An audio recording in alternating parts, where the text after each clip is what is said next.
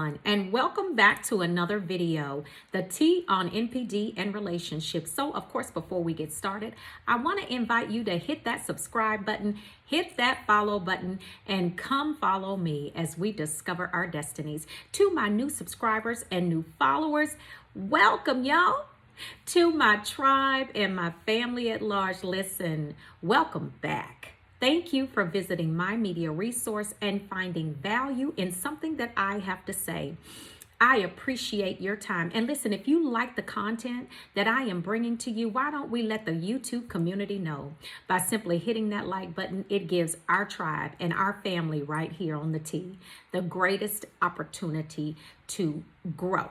So I want to, of course, draw your attention to the community tab, some great information in the community tab, inspirational things sometimes. And of course, I am a certified professional life coach, and I do offer life coaching services. And if you desire life coaching services, please email me at theteaonnpd@gmail.com. That is theteaonnpd@gmail.com. Last but certainly not least, our merchandise store is open, y'all. So y'all click on the store on our actual YouTube channel by Teespring, and you can get your T on NPD merchandise right there. So let's talk about this topic, y'all. Let's get into the fact that we are going to be discussing why is the narcissist so reckless and abusive? Okay, let's talk about it. I've not covered this topic in concentration. I've kind of talked around it, but not really covered this topic in a concentrated video on why are they so reckless and abusive. Well, let's look at the dynamics and the dichotomy of the relationship, or I don't even call it a relationship, okay?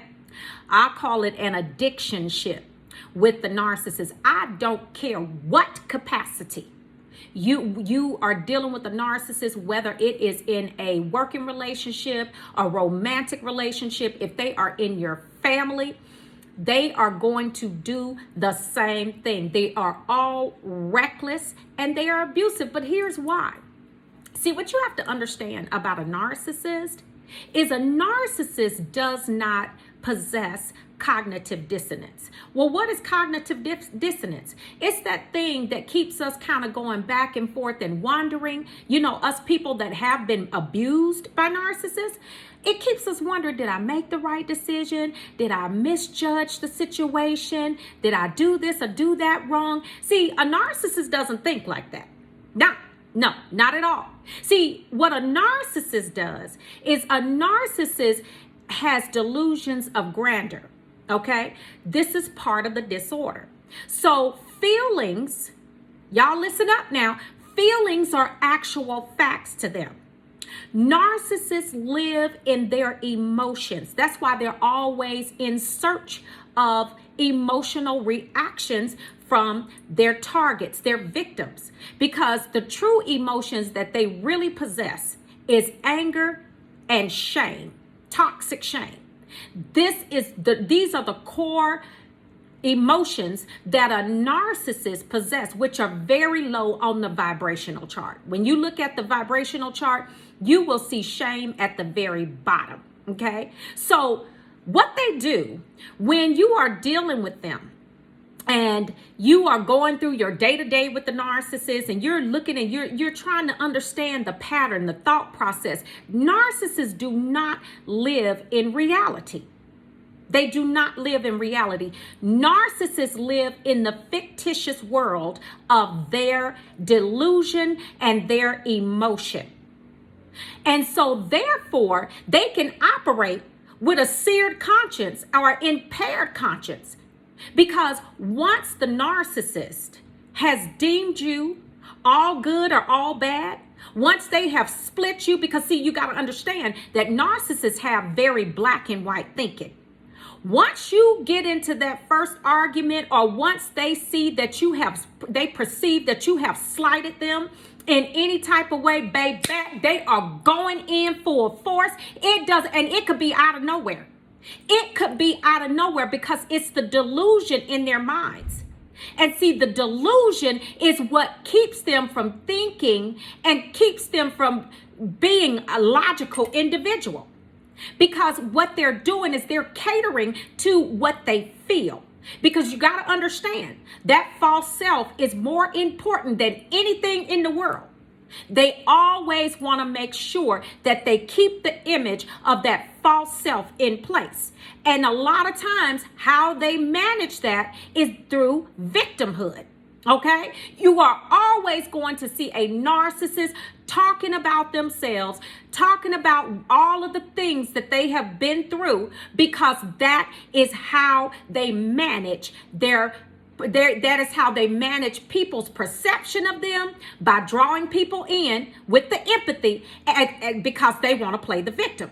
That's part of the perception management that a narcissist and the facade that they want to keep up. But they are far from the victim, baby. Let me tell you, these birds, okay? They are far from the victim. But this is what they do. They do not think logically. They live in their emotion. They lack cognitive dissonance. They just do not live in reality. So for a person like this to be abusive and reckless is easy. Because guess what? Once they split you, you are no good anymore. Once you have that first argument with them, it is downhill from there. And I'm telling you, there is no way that you can get back to that golden period, that love bomb period. I don't care what you say, baby. You might get an intermittent nice thing or a little gift here and a little gift there. That's part of the trauma bond process. Yeah. That's part of it. But what you're going to get constantly is ridiculed. You're going to get criticized and you're going to be abused afterwards. After they split you, that is it. You can stay with them if you want to. You can continue to try to please them or what have you, but that relationship has gone down the tubes, baby, and it is not coming back. See, their narcissism doesn't allow them to go back and remember all of the good times, all of the great things that you have done for them, and what you have allowed, and the things that you've forgiven them for. Because remember, in their minds, they're perfect. But if you ask them if they're perfect, they'll tell you they're not perfect. But try to get them to take accountability for something. That is a joke. These birds, skunks. Okay, so this is why they can be so reckless and abusive, is that once you all have that situation where you're not seeing eye to eye, they forget everything that has happened prior to that. Every good time, every nice thing that you've done for them, everything, they forget about that. That is what happens in the splitting. And so when someone sees you as all bad, and it's also part of the demonic nature of who the narcissist truly is. I mean, come on, y'all. Let's think about it. Let's go there. You know, a demon is not going to cater to you. A demon is not going to treat you well. The spiritual nature of a narcissist is that of abuse and chaos. Why do I say that? Because I'm not only a person that understands, I do understand the medical terminology for narcissism, but I take it a little deeper here on this channel. And I talk about the spiritual aspect of this thing. Okay, so when you are dealing with someone that has a demonic spirit, it is very easy for them to abuse you because they see you as nothing anyway. A narcissist simply sees you as an appliance, just like a dishwasher or a refrigerator, something that they can use and abuse and toss away when they get ready. This is why it is so easy for them to abuse you, to talk about you, to slander you, to decimate your character, because they have no character. And if they feel If they feel in any way, shape, form, or fashion that you're threatening them in some way, either with your looks, your success, maybe whatever, how you're raising your kids, and because they're always in competition. And everything that they say about the victim or the target, okay? They love their masters of projection. Everything that they say about the target is everything that they feel themselves. But they have to get rid of that emotion, and they have to project it onto someone else, because the toxic shame inside of them doesn't allow them to just hold on to that, because they're riddled with it and it eats them up day and night. So all of these things coagulate and they come together within that narcissist. And what you get out of that, the product of all of this chaos, confusion, and I'm talking about negative emotion, the product of that is recklessness and abuse. That's what you get, because logically, narcissists do not think logically. And if you think back when you were with the narcissist, right? When you were in the love bomb stage, when you were in, like they say, that golden period, right? The narcissist wanted to primarily deal with your emotion. A narcissist doesn't want to deal with the logical side of your mind, because narcissists know that they are not logical people. They are selectively stupid. I mean, they will be so reckless with their actions, their mouths, and I'm talking about they're gonna do whatever feels right for them in the moment. Whatever they feel is going to manage your perception of them in a positive way. They're going to do it. They don't care if they're destroying somebody behind it, because it's about the emotion that they feel in the moment, and they are going with it. Don't matter how reckless, how abusive it may be, because remember, feelings are facts to them. Okay, so when you go back and you think about it, in the love bomb stage, the narcissist was doing everything that they could to appeal to your emotion. I even had one to tell me that I don't want to deal with your logical side. I want you to know me before you know me. You know, I even had one to say things like that, you know. I don't want to deal with the logical side of you. And to see the reason why, I mean, this thing just came out and said that thing. Okay? But the reason why they don't want to deal with the logical side of you is because they're not logical. And they understand that they can't operate in that world, because logical is reality. Narcissists don't live in a reality. They do live in a reality, but it's a false reality. Okay, it's one that they have created in their delusional minds. So when you put all of this together, the chaos, the malice, the discontentment, the shame, all of these different things that they have going on inside of their minds, I'm talking about constantly, baby, 24/7. That bird is going to do some damage to whatever situation, whatever person. It does not matter. They are coming for you. And that's it. Once that splitting happens, it is over. And the abuse, and I'm telling you, the abuse is ridiculous. I mean, the recklessness and the abuse is inevitable. And this is the vein that they will continue in throughout the duration of the addictionship. There is no way you can go back. So when you ask yourself, how could this person abuse me the way that they did? I was nothing but good to this person. I did everything that I could to satisfy and cater to this person. It does not matter. It does not matter. They are so reckless and so abusive because they do not live in reality. They are delusional. And on top of all of that, the spiritual aspect of a narcissist is nothing but all bad. Okay? We are talking about the spirit of Jezebel.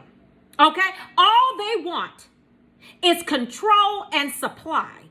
And whether you know this or not, when they go into the abusive tactics and all of the different things that they like to do, they are drawing negative fuel, which is the fuel that they actually prefer, because it most identifies with the shame, the toxic shame that they have in them, and the anger, and the emotion of anger and hatred.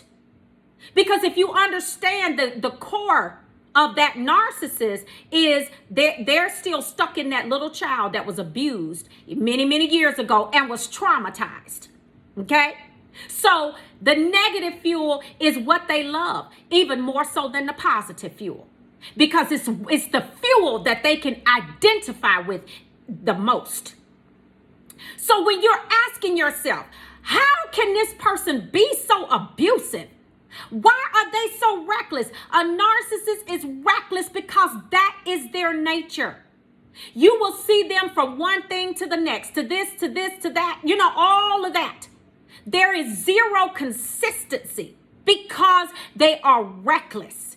They don't think. They don't possess the ability of foresight. They act now and think later. And matter of fact, they don't even think later. Because whatever they've done, they think that you deserve it, even though it is absolutely insidious. And they know in the back of their minds that they are wrong, but their narcissism continues to make them delusional. And they continue doing the exact same thing, never learning from their mistakes, because the core of learning is empathy. Narcissists do not have empathy. See, as empaths can never do these things. We can never do these things because we have cognitive dissonance. And not only that, we have the ability to feel another man's or woman's emotion. And the fact that we are, a lot of us, especially if you're codependent, have a people-pleasing aspect. Which, of course, during the shadow work, we have to get rid of that and learn to do things more logically instead of catering to others that abuse us. That's what gets us into these situations with narcissists. So when you ask yourself, how can they be so abusive and so destructive and reckless? This is why. This is why narcissists do not possess the ability of foresight. Their facts are feelings to them. They are delusional and they live in a false reality. That's why they can go and talk about you like a dog. They can go and spin up your money in the bank and don't care. And I'm talking about leave you high and dry, baby. These birds do not care because in their mind, they are working with an impaired conscience. So they can be reckless without another thought. Without another thought. This is why they go out and have sex with multiple sex partners. Because, see, a narcissist doesn't think that they could get a disease. They think they are invincible until they get one. And then when they get one, what do? They turn around and want to spread it around to other people because they lack cognitive dissonance and because they are working with an impaired conscience on top of the demonic nature of a narcissist. Yeah. So once they split you as black and white, baby, these birds are coming for you, and it can be out of left field, and it could be something that happened months ago. Okay? That now something has happened with you. Something has triggered them with you. Either they've gotten, they are envious of something that has happened, or something good is happening for you, or it may not even be that. It's just what they perceive in their mind. Because remember, they're delusional, y'all. They are delusional. You can know, trust, and believe they are coming for you. They are digging up whatever happened in the past, whether it is rational what they're doing or not. Remember, narcissists deal in emotion and drawing people's sympathy in. And all they're going to do is play the victim for perception management. And this is how they operate after they abuse the mess out of you. And they are reckless in all of their behaviors. This is what they do. This is why they behave the way that they do. Their narcissism, that demon, I like to call it that demon will not allow them to operate in a logical fashion because they are selectively stupid. I said it and I mean it. So I wanted to bring this topic to you all because I want you to be sharp. I want you to know what's happening, know what's going on. When you see these types of things happening, when you see people operating in this manner, you know automatically that is toxicity. That is toxicity. Don't buy into it. Don't even deal with it. You just vacate the premises. All right, y'all, you know I love you. If you haven't hit that like button yet, go ahead and hit that like button. If you haven't hit that subscribe button, go ahead and hit that subscribe button. Until the next video, you all, I will see you at the top. I love you all. Ciao.